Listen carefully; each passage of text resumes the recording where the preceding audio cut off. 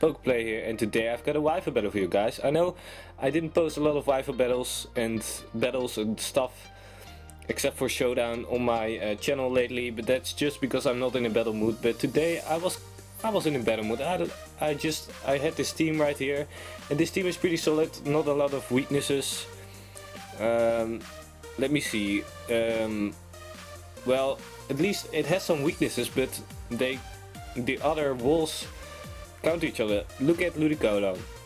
Ludicolo's weaknesses are poison, bug and flying, I believe, and Steelix resists them all. That's just so great, and that's for the rest of this team as well. And my opponent Caesar, aka Drenchrome1, I believe, from Twitch chat, has some threats and some Pokemon you don't see that often. Look at that Vigoroth, I really like the Pokemon. And also Frogadier, you don't see it that often, but you see it quite some time. Not that often, but also Carbink, you see it a lot. As well as, I say Elegium, but I think that's not the right one. But that's the pre-evolution of this guy. But at least that kind of robot psychic type Pokemon. And Marowak, I have to watch out for that, because that's a pretty strong Pokemon. And his biggest threat, Malamar, which is such a big threat in Annual. But let's just start a battle, because this battle wasn't too long, 21 turns, and that's mainly because he forfeited at the end, and I totally understand why he did it, because he didn't have any kind of chance against my team anymore. So I lead off with my rock and roll, knowing that he didn't have a spinner, from my knowledge. So I saw this Malamar and I was like, okay, this is a big threat, I have to go for a Steamroller right away, because I don't, I'm in big trouble. So I went for a Steamroller, and luckily enough I managed to kill, but it's 4 times effective, so I'm not really surprised about that. So right here he switches out, I think because he doesn't want to, well, after he subs a lot, my speed will get boosted, so I will outspeed him really fast. So right here he switches into the Carbink, and that's fine by me. I just went for another Steamroller because I want to play it safe, because you have to play safe against threats. That's something you always have to do. And this Carbink is Rocky Helmet, which you don't commonly see on a Carbink. Most Carbinks run leftovers because it's really defensive. So I just went for Toxic Spikes because I saw he didn't have a spinner, and also another poison type which could suck up the things, so that's just why I went for it. So right here, I don't know what I did. I didn't went for spikes. What did I go for? I think I switched into my Steelix, to be honest.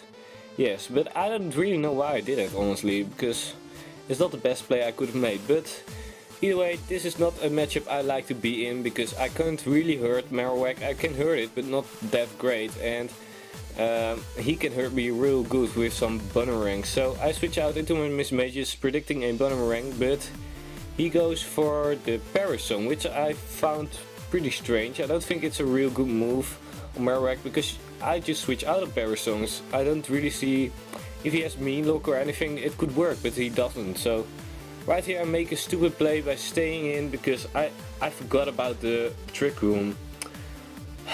Never forget about Trick Rooms, guys.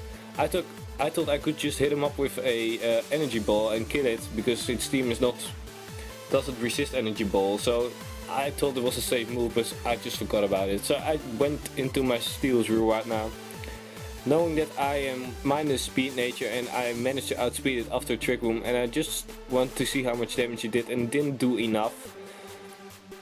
And he goes for Parasong again.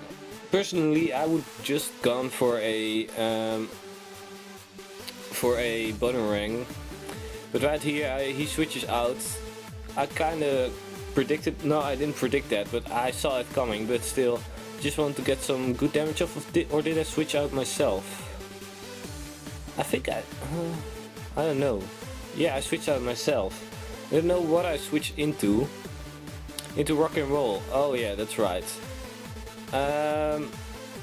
I think, yeah, here I switched out again because I didn't like this matchup, because my rock'n'roll is not specially defensive, it's defensive. Even though it takes specially defensive hits pretty well. But Samba, this guy was just amazing in this battle. He 4 times resists this Scald and he just eats it up, gets his leftovers back, and it's back to full health. Samba. I know guys, I was telling you that I was pseudo breeding this guy, but unfortunately enough I didn't have the well, I don't know, I was just not in Pokemon anymore and I didn't like to breed anymore, so I just picked my 6IV one.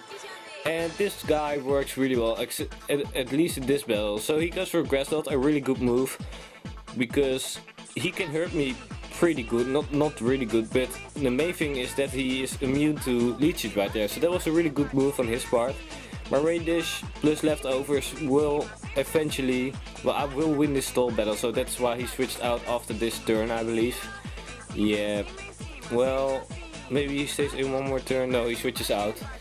So his team just can't deal with my Ludicolo. I noticed that. So I just went for a Scald right here because it's pretty strong, even though he would have gone for a Grass Knot. But he switches into the Behemoth. Oh, that's the name of this poke. And here you can see how freaking strong Ludicolo is, guys. This thing is a monster, a stally monster. Because Behemoth Psychic is just insanely powerful, guys. Keep that in mind. Because it's probably analytic, and look at the damage of this Psychic. It did just absolutely nothing, eating it up like it's my breakfast. So after Rain Dish, leftovers and Leech It, the Psychic did absolutely nothing, which is so great about Ludicolo. I didn't think it would do that great, but if you don't have a right Pokemon for it in your team, it will wreck you just easy. So right here I went for a Giga Drain and I thought it would kill from this range, and luckily enough it did. So I'm back to full health. The rain is still up for one more turn, I believe. No, I think the rain ends right now, which is okay, because I killed, or at least I damaged a Pokemon, and well, it's okay. So I don't know what I went for. I think I stayed in and went for a Scald. Yeah, I went for a Scald and I get a lucky crit. This might have mattered, but I think I had enough pokes left to still manage to deal with the Melamar. But the crit did kind of matter, I have to admit that, but still.